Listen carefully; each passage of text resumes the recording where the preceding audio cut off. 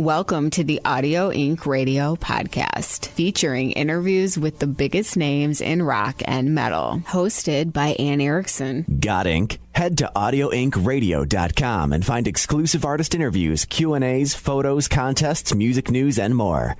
Whew, that's a lot of ink. It's audioinkradio.com. Hey everyone, this is James LaBrie from Dream Theater, and I'm hanging out with Anne Erickson on Audio Inc. Radio. Hey guys, it's Anne Erickson. As always, it's awesome to have you here on the podcast. And if you want to get in touch, you can find me on Twitter and Snapchat at Anne Erickson and Instagram at EricksonAnne. We've got an awesome guest on today, James LaBrie from Dream Theater. They've got a new record out called Distance Over Time. Hey James, thanks for doing this. I guess we signed up for it, didn't we? You definitely did. Well, I read that you guys actually recorded Distance Over Time in a barn studio, which I think is really cool. Tell me about that experience and how it influenced the sound on the record. Well, I think part of what influenced sound and the songs themselves, how everything ultimately ended up being what it is the fact that we all lived together. So we had a house that we lived in. And the studio itself, called Yonder Barn, was about 100 meters, away from the house. So you basically get up, do your morning routine, whatever it is. I mean, a few of us would go and work out. Other guys would, they had whatever they did to bring them into the day. And then we would start together in the studio around noon hour, 1 o'clock in the afternoon. And we'd usually go till about 10, 11, or even midnight. So they were long days. And that's why we were done writing the album within, I think it was either 17 or 19 days that we wrote the album in. But I mean, long days.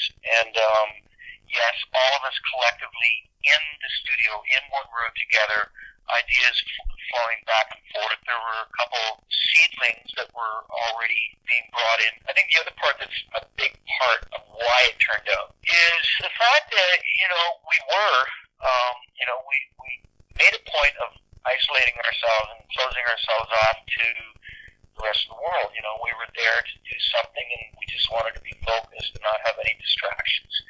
So, whether we were sitting down to have something to eat, or we were out in the backyard, because the place was huge. We were on, it's like 6 acres of stuff. And we were back there barbecuing some days, and ultimately conversations, they would always come back to the music. They would always come back to, oh yeah, you know what we're doing there, further feeding that wheel of creativity. And I think that really had a big play and was very responsible for how prolific things were just happening left, right, and center, very, very fast. So yeah, I think it had a very big indelible mark on the way that Distance Over Time turned out. And actually, one of my favorite tracks off the album is At Wits End, which I believe you wrote, right? Yeah, I wrote the lyrics for that, yeah, and melodies and stuff like that, yeah. That's cool. You know what? This is my second interview today, and that's exactly what the first interview said. Really? That's their favorite track. Yeah. Wow. That's pretty crazy. Like they said, they looked at it like a Metropolis Part 2 or a classic Dream Theater track. That's very cool. Great. You've been with Dream Theater for years and have this great musical chemistry that's lasted so long. How would you describe the musical chemistry between the members of Dream Theater?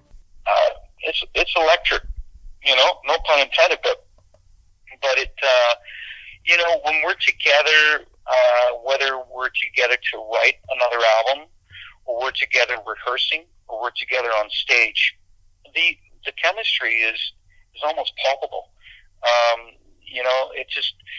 It's a feeling. It's an indescribable feeling, but it's thrilling, I guess, would be the closest word to properly describe it. Would be, it's a thrilling ride each and every time. It's something that we're all, since we were kids, have been extremely passionate about. And it's a world that we can walk into and know that we're respected, we're welcome, and we're fulfilled.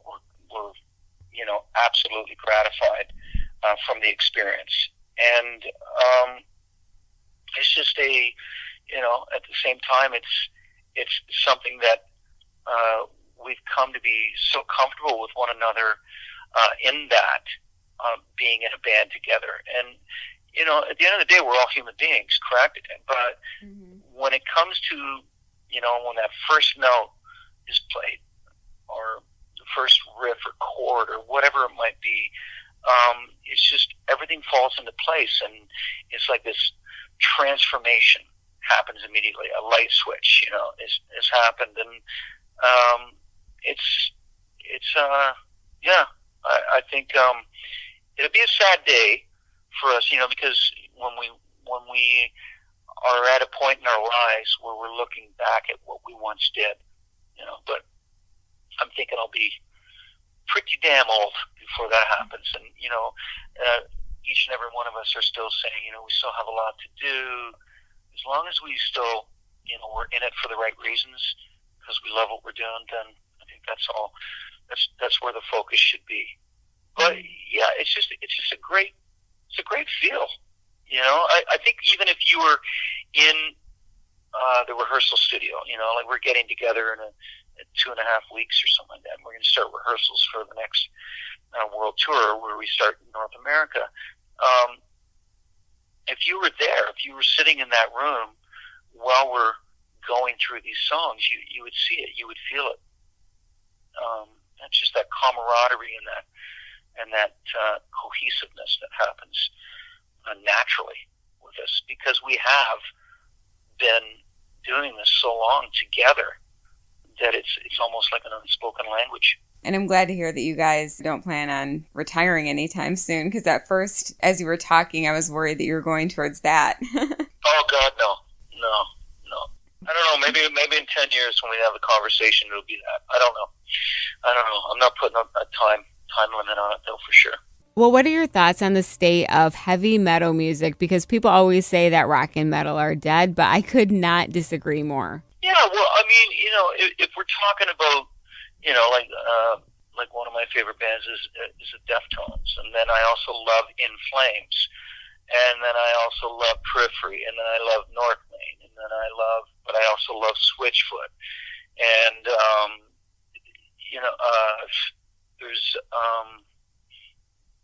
even like Alice in Chains, the new stuff, and I flip all over. There's so many great musicians and great bands that are out there that I think that metal never really goes away. Whenever I hear someone say, well, metal's not what it used to be, and I'm thinking, well, what was it? Because it wasn't, it wasn't the flavor of the month. It never has been. It never will be. But it's big enough that, those bands that do represent that approach musically are doing very well. They are out there. They are playing the sizable venues that can warrant or justify that they are who they are musically. So to me, I think that it's always going to be something that is a big piece and part of the music industry. I think it has to be, because not everybody is into the pop thing, but I think, the best way for any one of us to be is to appreciate the diversity of music, from whatever genre. I think the only music I can't wrap my head around is country music. But, with anything else, I can appreciate it, whether I want to listen to U2 or Coldplay, right? Or like I said, if I'm going to go and listen to some Stone Sour, or I'm going to listen to Tool, or if I'm going to, it's just whatever. I think that it depends on the mood. As long as the music's great, I think, there's two types of music. There's good music, and then there's bad music. And, it's a cliche, whatever. But that's the truth of it, though. So it doesn't really matter what the genre is. It doesn't matter if it's metal or rock or hard rock, soft rock, pop, whatever. If it's good. One of my favorite bands too is like One Republic. Amazing songs, amazing writing, incredible melodies, great lyrics, great singer, great players, you know? So it doesn't have to be something that's in my face and melting my face at that particular moment. That's what I want to listen to, something that's hitting me and making me groove in a more laid back kind of, you know, cool down vibe kind of way, instead of, you know, throwing on, like I said, whether it's In Flames or whatever, or there's another Embers Fall, that, you know, is another band that's great. So, yeah, there's all sorts out there. There's all great music, and I think metal has and always will be well represented. So what is the plan for you guys for the rest of this year? Touring, lots of touring, it sounds like? Yeah, so we start up March 20th in San Diego. We kick off our next world tour, and then we'll be going throughout North America until, I think, May 3rd. Then we just do one show down in Mexico City, I think, and then from like May 6th till June 7th, we're off. Like, we start June 7th, actually, I think, in Sweden, and then we do a huge festival tour all of June and July. And then we'll take maybe a month or 6 weeks off, and then in the fall, I believe we're supposed to be going to the Pacific Rim, and you know, and hopefully, well, I don't know how long that's going to be. It'll be a long run as well. And then there's talk to go back to Europe and do a full-on headline tour, because when you're on a festival tour, that's not really headlining. And then there's South America, and then maybe come back to North America. So I'd say for the next year and a half, we'll be on tour. Definitely good news for fans. Yeah, for sure. Well, thank you so much. Definitely appreciate it. Okay, cool. I appreciate it as well. So we'll see you on tour. It's the cutting edge of new music and the forefront of rock. It's Audio Inc. with Anne. Thanks for listening to another episode of the Audio Inc. Radio podcast. Subscribe to our channel so you never miss an episode. Get inked online at audioinkradio.com. I'm Anne Erickson for the Audio Inc. Radio podcast.